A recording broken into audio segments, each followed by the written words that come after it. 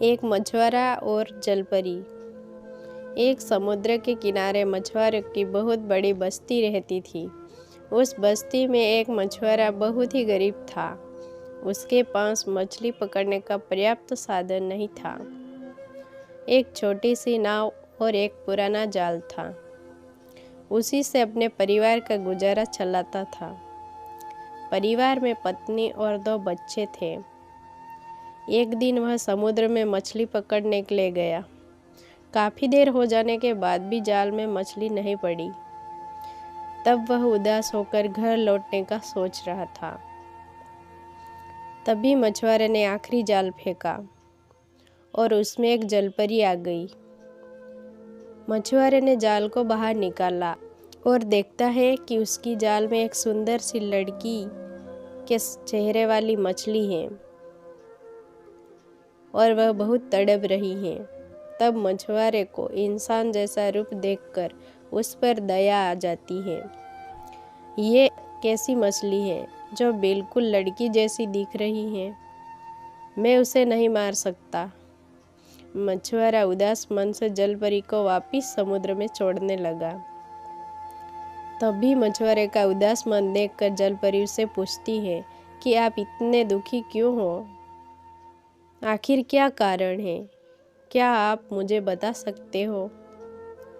तब मछुआरा उस जलपरी से कहता है कि क्या बताऊं मैं आपको, मेरी बस्ती में सब मेरे से अमीर हैं।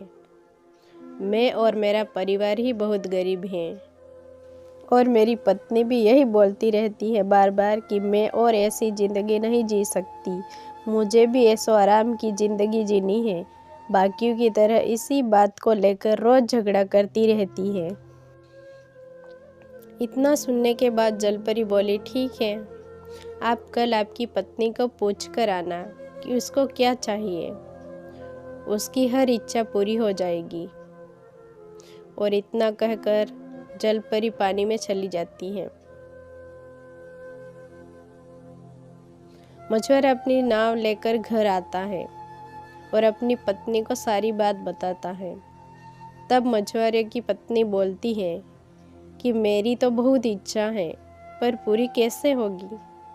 बस अभी के लिए तो अपने पास एक अच्छा मजबूत जाल हो, यही इच्छा है।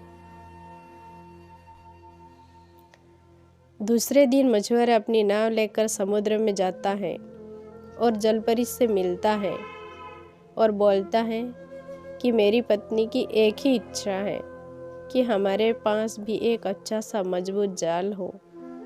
तब जलपरी बोलती है कि ठीक है, आपका काम हो जाएगा।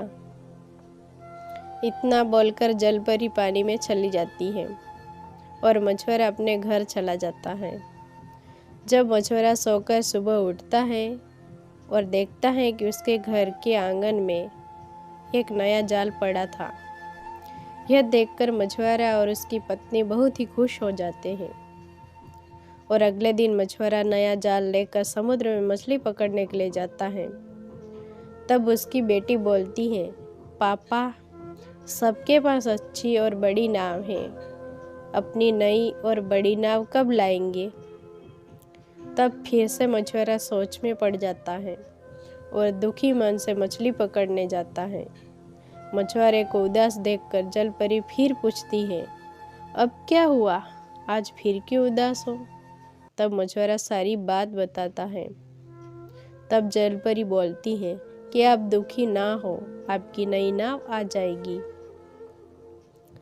फिर अगले दिन सुबह मछुआरा सोकर उठता है और देखता है कि उसके घर के आगे नई और बड़ी नाव खड़ी है। तब मछुआरा बहुत ही खुश होता है और मन ही मन जलपरी का धन्यवाद करता है। और अब मछुआरा रोज अपना नया जाल और नई नाव लेकर समुद्र में जाता था और मछली पकड़कर अपने परिवार की अच्छे से परवरिश करता था। और अब सब ठीक ही चल रहा था कि एक दिन बहुत तेज बारिश होती है। तब उस मछुआरे का घर कच्चा होने की वजह से बारिश का पानी अंदर टपकने लगा। तब मछुआरे का बेटा बोलता है, पापा, अपना नया घर कब बनाएंगे? बेटे की यह बात सुनकर फिर से मछुआरा दुखी हो जाता है।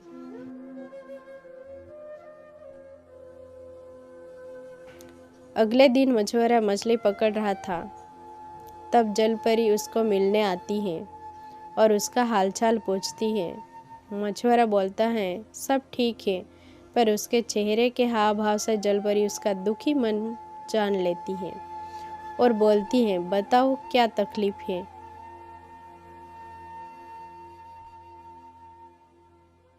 तब मछुआरा बोलता है कि कल बहुत बारिश होने की वजह से घर के अंदर तक पानी आ गया था, तो उसी बात से दुखी हूँ कि मुझे अब कैसे भी करके अपने परिवार के लिए अच्छा और पक्का घर बनाना है, पर मेरे पास इतना पैसा नहीं है।